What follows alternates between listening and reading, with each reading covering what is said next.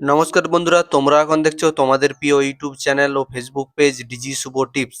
কৃষক বন্ধু status check 2026-27 mobile number, voter card এবং আধার কার্ড দিয়ে দেখে নাও তোমার কৃষক বন্ধুর যে ফর্মটা দুদিন আগে জমা দিলে সেটা কোন পজিশনে রয়েছে এবং কোথায় আটকে আছে এবং ভেরিফাই হয়েছে কিনা, তোমার স্ট্যাটাসটা কি দেখাচ্ছে সেটা মোবাইল ফোনে ঘরে বসেই চেক করে নাও। তো চলো ভিডিওটি পুরো দেখতে থাকো, স্কিপ করবে না। স্কিপ করলে তুমি তোমার কৃষক বন্ধু স্ট্যাটাসটা দেখতে পারবে না। তো চলো ভিডিওটি শুরু করা যাক। তো বন্ধুরা, পশ্চিমবঙ্গ সরকার রাজ্য জুড়ে কৃষকদের আর্থিক সামাজিক সুরক্ষা প্রদানের উদ্দেশ্যে কৃষক বন্ধু প্রকল্প কিন্তু কৃষক বন্ধু স্কিম কিন্তু চালু করেছে। সেটা কিন্তু আগের সরকার কিন্তু চালু করেছিল মমতা ব্যানার্জি।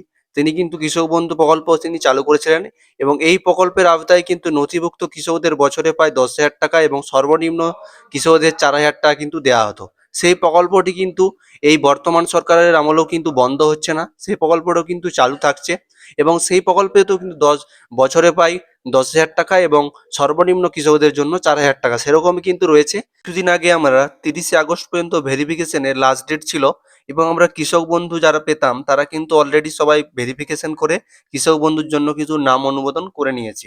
আর্থিক অনুদান কিন্তু সরাসরি ডাইরেক্ট বেনিফিট ট্রান্সফার ডিবিটির ব্যবস্থার মাধ্যমে ব্যাংক অ্যাকাউন্টে দেওয়া হবে।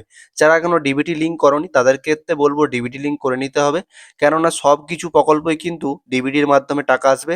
শুধু অন্নপূর্ণা যারা পায় তাদেরকে ডিবিটি নয়, তুমি যদি অন্যান্য প্রকল্পের আওতায় পড়ে থাকো তাহলে কিন্তু তোমাকেও কিন্তু ডিবিটি লিঙ্ক করে নিতে হবে। সেটাই কিন্তু একটা আপডেট আছে। 2026 সালের খারিফ ও রবি মরশুমের কিস্তির টাকা দেওয়ার প্রক্রিয়া ইতিমধ্যে রাজ্য কৃষি বিভাগ কিন্তু দ্বারা জোর কদমে চালানো হচ্ছে। আমরা যে 30শে আগস্ট পর্যন্ত ভেরিফিকেশনের ফর্ম জমা দিলাম সেটা কিন্তু ভেরিফিকেশন হয়ে কিন্তু পোর্টালে আপলোড হচ্ছে।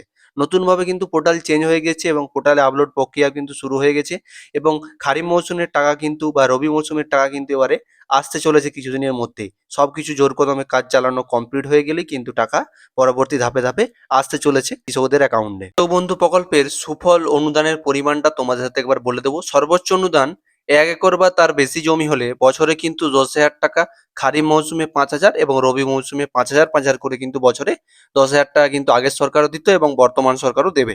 সর্বনিম্ন অনুদান 1 একরের কম জমি হলে বছরে কিন্তু 4,000 টাকা, প্রতি মরশুমে 2,000 করে কিন্তু 4,000 টাকা পাবে।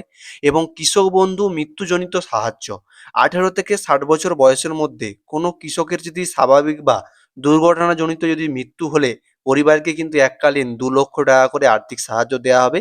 সেটা কিন্তু আগের সরকারের আমলও ছিল, কিন্তু এ সরকারের আমলেও কিন্তু এটি চালু থাকছে। 2 লক্ষ টাকা করে কিন্তু যদি কোনো কৃষকের মৃত্যু হয় তাহলে কিন্তু সে কৃষক পেয়ে থাকবে। 18 থেকে 60 বছর বয়সের মধ্যে হতে হবে। কিন্তু অনেকে কিন্তু ফর্ম ফিল আপ করে কিন্তু আমরা পঞ্চায়েতে গিয়ে কিংবা এডি অফিসে গিয়ে কিন্তু আমরা কৃষক বন্ধুর ফর্ম কিন্তু নথিভুক্ত করলাম। যদি পশ্চিমবঙ্গের একজন নথিভুক্ত কৃষক হও, তুমি মোবাইল নাম্বার, ভোটার কার্ড বা আধার কার্ড দিয়ে ব্যবহার করে কিস্তির টাকা জমা হয়েছে কিনা জানতে চাও, তো এবার চেক করে নাও তোমার নামটা অ্যাড হয়েছে কিনা। তাহলে 2026 সালের এই সম্পূর্ণ নির্দেশিকা কৃষক বন্ধু পোর্টালে গিয়ে অনলাইন স্ট্যাটাস পরিদর্শনের সমস্ত সহজ ধাপ কিন্তু বিশদে আমি জানাবো এই ভিডিওতে।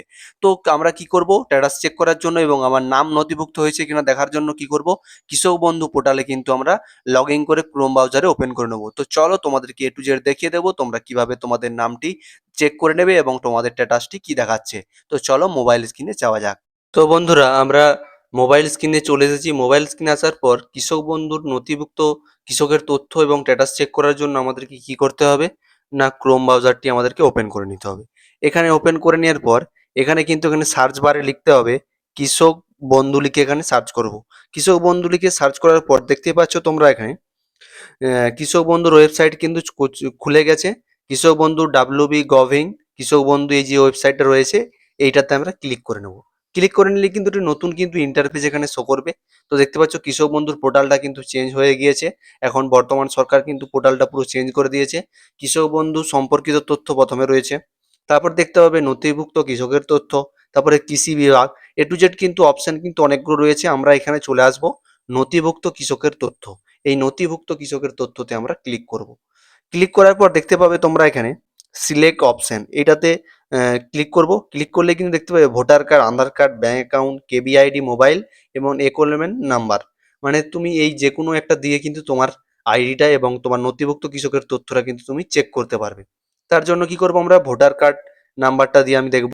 তো এখানে ভোটার কার্ডের নাম্বারটা আমার এখানে আমি দিয়ে দেবো। দিয়ে দেওয়ার পর এখানে I M A not a robot, এই চেক বক্সটাতে আমি ক্লিক করে দেবো। ক্লিক করে নেওয়ার পর ঘুরবে কিছুক্ষণ, ঘোরার পরে কিন্তু টিক বার চলে এসেছে।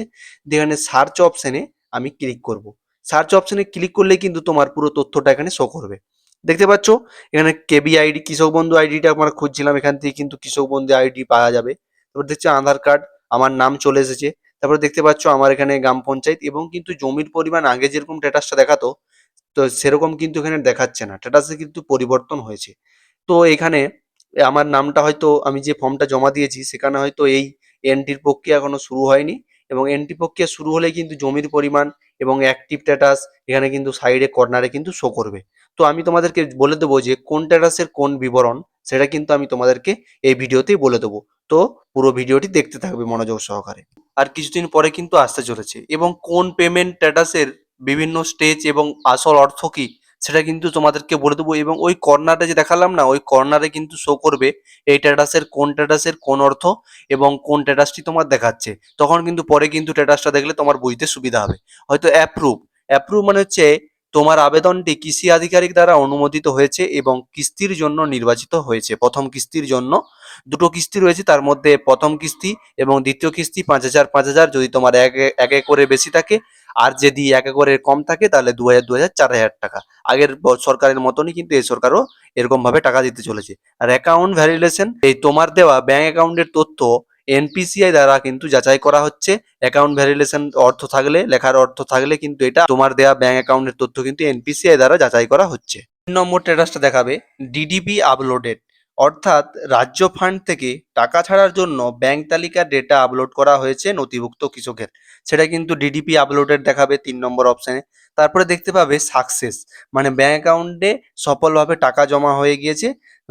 চলে আসার পরে কিন্তু ওখানে স্ট্যাটাসে দেখাবে সাকসেস অপশানটা কিন্তু ওই কর্নারে চলে আসবে, যে তোমার নথিভুক্ত কৃষকের তথ্য অনুযায়ী কিন্তু তোমার টাকাটি ব্যাংক অ্যাকাউন্টে রাজ্য সরকার এত তারিখে গৃহীত করেছে, সেটা কিন্তু কর্নারে সাকসেস হিসাবে লেখাটি উঠে যাবে। কোনো কোনো কিন্তু ডেট এখনো আসেনি কৃষক বন্ধুর খারিফ মরশুমে বা রবি মরশুমের টাকা দেওয়ার জন্য।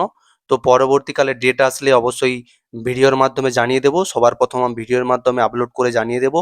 এবং সবার প্রথম আপডেট পেতে আমাদের চ্যানেলটি সাবস্ক্রাইব করে দেবে এবং পাশে থাকা বেল আইকনটি ক্লিক করে দেবে এবং ফেসবুক পেজটি ফলো করে দেবে। তো চলো নিত্য নতুন আপডেট পেতে দেখা হচ্ছে নেক্সট ভিডিও নিয়ে।